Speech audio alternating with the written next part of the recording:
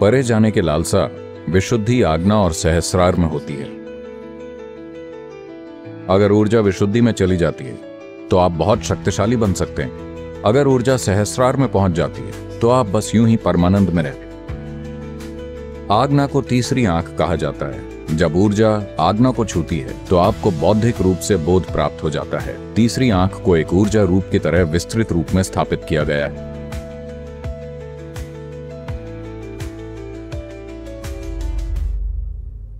नमस्कारम सद्गुरु।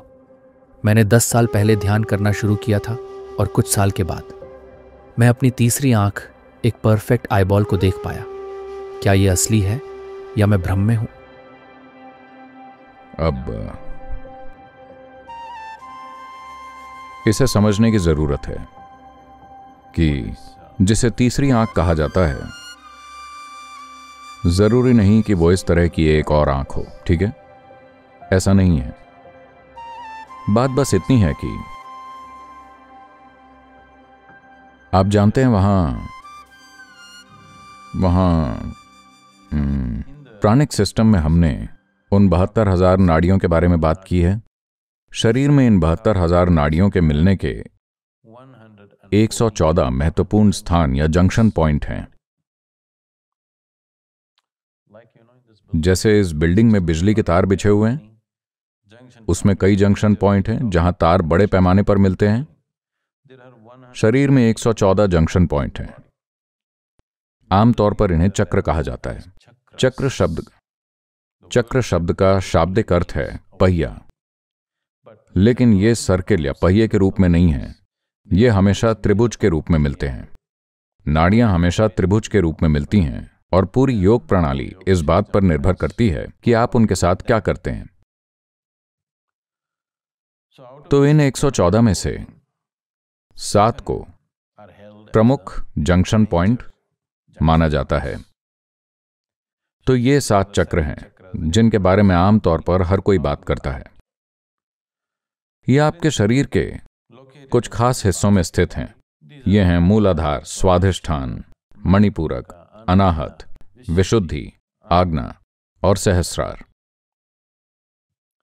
मूलाधार का अर्थ है नींव। ये केंद्र भौतिक रूप से शरीर में आपके गुदा द्वार और आपके जननांग के बीच स्थित है। चिकित्सा विज्ञान में इसे पेरिनियम कहा जाता है। अगर आपकी ऊर्जाएं आपके मूलाधार में प्रबल हैं तो भोजन और नींद आपके जीवन के 2 प्रमुख लक्षण होंगे। ये आपके जीवन में सबसे महत्वपूर्ण पहलू होंगे, भोजन और नींद। अगर आपकी ऊर्जाएं आपके स्वाधिष्ठान में प्रबल हैं, जो आपके जननांग के ठीक ऊपर स्थित है, तो यहां आप सुख खोजने वाले इंसान होंगे। सुख का मतलब जरूरी नहीं कि सेक्स और उस तरह की चीजें। आप एक ऐसे व्यक्ति हैं जो दुनिया का मजा लेना चाहते हैं, वो आप में प्रबल है। तो ऐसा व्यक्ति जो सुख खोजता है वो उस इंसान की तुलना में थोड़ी ज्यादा तीव्रता से जीता है जो सिर्फ भोजन और नींद के लिए जी रहा है। हाँ, तो ये जीवन की तीव्रता के बस अलग अलग स्तर हैं। जैसे जैसे तीव्रता बढ़ती है, जीवन के विभिन्न आयामों को अनुभव करने की आपकी क्षमता जीवन के एक दायरे से दूसरे दायरे में चली जाती है। अगर आपकी ऊर्जाएं मणिपूरक में चली जाती हैं, या अगर वो मणिपूरक में ज्यादा प्रबल हैं, तो आप दुनिया में एक कर्ता हैं। आप चीजें करना चाहते हैं। हो सकता है कि आप एक व्यवसायी हों, हो सकता है कि आप एक राजनीतिज्ञ हों, या ऐसा कोई जहां बहुत कुछ करने की जरूरत है। आप कुछ करना चाहते हैं। अगर ऊर्जा अनाहत में चली जाती है तो यह सृजनात्मक केंद्र है। आप एक रचनात्मक व्यक्ति बन जाते हैं। शायद आप एक कलाकार हों, या कम से कम आप में प्रवृत्तियां हैं। शायद आप हॉलीवुड में सफल नहीं हुए, लेकिन आप सिर्फ खाने पीने या बाहर मौज मस्ती करने से ज्यादा कुछ सृजन करना चाहते हैं। आप कुछ करना चाहते हैं। आपके अंदर रचनात्मकता है।